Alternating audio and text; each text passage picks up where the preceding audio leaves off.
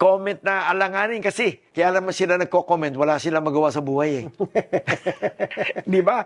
Kaya nagko-comment yan. Madalas, it's either kalaban mo talaga, wala na maganda sasabihin yun.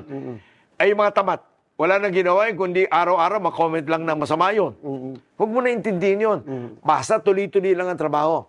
Alam nyo, sa totoo lang, ngayon lang ako na-interview, napansin mo, hindi ako nagpapa-interview. I avoid media and I avoid going to any conference.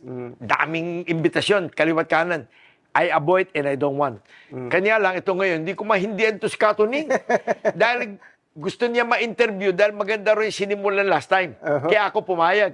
Otherwise, di ako papayag ng interview. Sa gobyerno, may payo kayo. Sa mga kababayan po natin, ano po ang minsan? Ang payo ko sa mga kababayan natin, be patient. Filipino are very patient. And Filipino are very intelligent. Naintindihan niyo naman kung paninira o totoo.